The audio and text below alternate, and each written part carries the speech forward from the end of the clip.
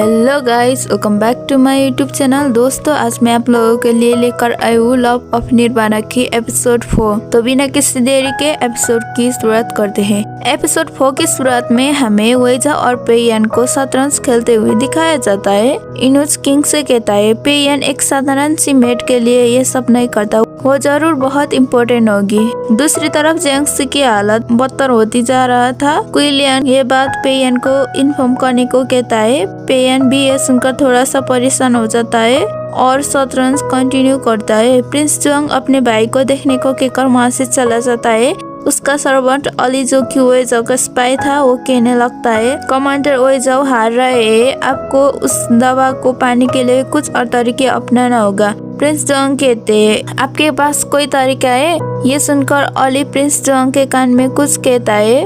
वेजाओ और पेयन जब खेल रहे होते हैं तभी कुछ सर्वेंट आकर क्रेन ग्रास को बदल देता है। वेजाओ भी ये देख लेता है तो वो जानबूझकर हार जाता है और प्रिंस जोंग से माफी मांगता है। वेजाओ मिस्टर सू के पास आ जाता है और कहता है आपने अली को मेडिसिन चेंज करने को कहा था क्या? मिस्टर सू हाँ कहते। ये सुनकर वेजाओ समझ जाता है कि पेयन ने अली को पहचान लिया है और उसका लाइफ खतरे में, तो वो मिस्टर सू को जल्दी से ये इन्फॉर्म करने को कहते। मिस्टर सू भी अली को सिग्नल दे देते हैं तो वो समझ जाता है। उसके बाद हमें एक जगह पर अली को दिखाया जाता है। वो वेजाओ से माफी मांगते हुए कहता है अगर मैं जीवित रहा तो आप खतरे में आ सकते हैं, मुझे यकीन है आप सिटी लॉर्ड को जस्टिस देंगे। और वो सुसाइड कर लेता है। उसको मौत से वेजाओ बहुत दुखी होता है। ये बात पेयन को भी पता चल जाता है। पेयन कहता है और प्रोटेक्शन पिल बहुत प्रेशियस है, इसका यूज किंग अपने रिलेटिव्स को रिवार्ड देने में करते थे। 2 साल पहले मेरी माँ को भी एक मिला था और जब पेयन और प्रिंस फाइट कर रहे थे तब उसने प्रिंस को बता दिया था कि उसका सर्वेंट स्पाई है और प्रिंस भी उसे पकड़ना चाहते थे, लेकिन उससे पता चल गया और उसने सुसाइड कर लिया। जिमिंग कहता है जेंग्सी जल्दी उठ जाएगी तो हमें उस किलर के बारे में पता चल जाएगा। पेयन कहता है मैंने अपनी माँ की मेडिसिन लेने के लिए किसी को नैनलिंग भेजा है और हमें वेजाओ को दिखाया जाता है। वो अली का मौत से बहुत सैड होता है। मिस्टर सू कहने लगते है ये सब मेरी गलती है। वेजाओ कहता है अभी हमें लोगों की जरूरत है, मिशन कम्प्लीट होने के बाद तुम डेथ के बारे में सोच सकते हो। उसके बाद हमें पेयन को दिखाया जाता है। वो मिनिस्टर टैंक को अपने घर पर ले आता है। वेजाओ का गार्ड आकर उससे भी ये बात बता देता है। वेजाओ कहता है वो मुझे बाहर निकालने में टेंगरी को यूज करना चाहता है। मिस्टर सू कहते हैं टेंगरी को पकड़ने में अब तो और भी कठिन हो गया है। वेजाओ कहता है चेंग फेंग गार्ड वेल ट्रेंड है, हमें उन्हें हराने में कठिन होगा, इसलिए हम आउटसाइड से हमला करेंगे। पेयन को भी पता नहीं जेंग्सी बचेगी भी या नहीं। पे रेसिडेंस पर नजर रखो। पेयन के हाथ में भी पिल लेकर आ जाता है। ये सब वेजाओ का आदमी देख रहा था। जिमिंग पेयन से कहता है अब ये खतरे से बाहर है, लेकिन इसे होश आने के लिए कुछ समय लग सकता है। पेयन कहता है मैंने इसे इन सब में घसीटा है, आज रात में यही रहूंगा और इसका ध्यान रखूंगा। और वो जिमिंग को वहाँ से भेज देता है। पेयन वहाँ रखकर जेंग्सी की केयर करने लगता है। जेंग्सी अनकॉन्शियस होती है और वो उसकी मास्टर की अच्छी पलों के सपने देखने लगती है। कुछ देर में जेंग्सी को होश आ जाता है और वो देखती है वहाँ पर पेयन बैठे बैठे ही सो गया। तभी पेयन उठ जाता है तो जेंग्सी कहती है क्या तुम रात भर यही थे? पेयन कहता है तुम्हें पॉइजन दिया गया था, तुम 2 दिनों से बेहोश थे। और वो जेंग्सी को दवा लगाने लगता है। पेयन कहता है वो किलर फिर से तुम्हें मारने की कोशिश करेगा, जब तक वो पकड़ा नहीं जाता तब तक तुम यही रहोगी, यहाँ तुम्हें कोई भी खतरा नहीं होगा। और वहाँ एक गार्ड आकर बताने लगता है कि हॉर्स हाउस में आग लग गया, जिससे सभी हॉर्स भाग रहे हैं। ये सुनकर वेजाओ अपने गार्ड्स के साथ वहाँ से चला जाता है। जेंग्सी जब वहाँ पर बैठी होती है तब वो देखते है कि विंडो के पास उसकी मिट्टी की बिल्ली है, तो उसे लेने वहाँ जाने लगती है। तभी वेजाओ उसका गला पकड़ लेता है और कहता है तुम फिर से बच गई, तुमने मेरा प्लान बर्बाद किया है। मैं तुम्हें नहीं मारूंगा, लेकिन मैं तुम्हारी मास्टर को मार सकता हूँ। ये सुनकर जेंग्सी कहती है आखिर तुम मुझसे क्या चाहते हो? वेजाओ कहता है तुम्हें मेरा सीक्रेट पता चल गया है। जेंग्सी कहती है क्या सीक्रेट? मैं तुम्हें जानती तक नहीं। ये सुनकर वेजाओ अपना हाथ का निशान दिखा देता है और वो जेंग्सी को उसकी मास्टर की धमकी देने लगता है और कहता है अगर तुमने मेरा काम कर दिया तो मैं तुम्हें और तुम्हारी मास्टर को छोड़ दूंगा। टेंगरुए पेई रेसिडेंस में रहने वाला है, तुम्हें उस पर नजर रखनी होगी।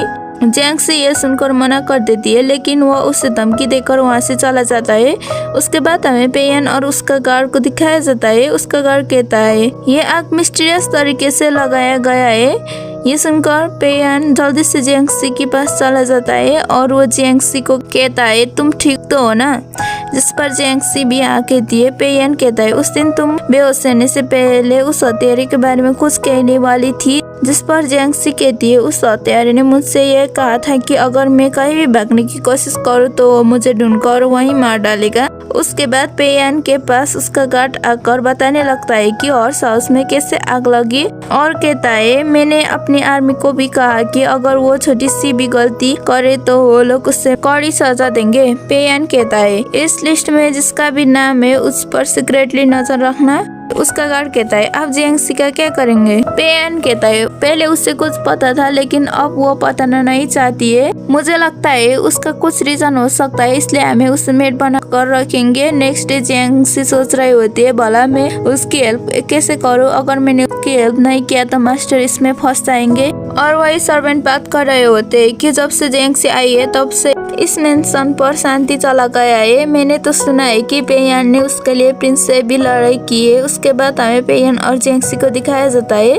पेयन कहता है मैं नहीं चाहता कि किसी को हमारे बारे में मिसअंडरस्टैंडिंग हो, इसलिए तुम्हें कुछ दिन के लिए मेरी सर्वेंट बनकर रहना होगा। जियांगसी सोचती है एक बार मैं इस बेशरम बिल्ली से निपट जाऊँ उसके बाद मैं मेरी मिट्टी की कैट को लेकर चली जाऊंगी। और वो सर्वेंट बनने के लिए मान जाती है। उसके बाद उसे सुखिया सर्वेंट की ट्रेनिंग देती है और रूल्स बताती है। वो जियांगसी को झाड़ू लगाने को कहती है जिसे ऊपर से वो जब भी देख रहा था। उसके बाद सुखिया जियांगसी के सर पर कप रखती है और ऐसे ही खड़े होने को कहती है जिसे वो जब नीचे गिरा देता है। जियांगसी भी समझ जाती है ये सब वो जब ने किया है लेकिन वो उसे इग्नोर करके अपने काम करने लगती है। लेकिन वो जब उसे परेशान करने लगता है तो जियांगसी बाहर आकर उससे गाली देने लगती है। वो जब उसे फिर से सर पर मारता है तो वो वहाँ से चली जाती है और हमें रात का सीन दिखाया जाता है। जियांगसी बाहर टहल रही होती है तभी वहाँ पर एक सर्वेंट रोते हुए जा रही होती है। जियांगसी उसे कहती है क्या तुम ठीक हो? वो सर्वेंट बता देती है कि कैसे टेंगरी सर्वेंट से बदतमीजी करता है। जियांगसी कहती है मैं तुम्हारी जगह टेंगरी को सब करूंगा। नेक्स्ट सीन में दिखाया जाता है टेंगरी सर्वेंट से मिसबिहेव कर रहा होता है। जब टेंगरी सर्वेंट्स के साथ गेम खेल रहा होता है तो जियांगसी जानबूझकर उसे पैर अड़ा देती है और उसके खाने बदल देती है जिस वजह से टेंगरी का पेट गड़बड़ होता है और टेंगरी टॉयलेट भाग जाता है। जियांगसी भी मौका पाकर अंदर जाकर कुछ चेक करने लगती है और कुछ टाइम बाद टेंगरी जियांगसी के पास जाकर कहता है तुम वही हो ना?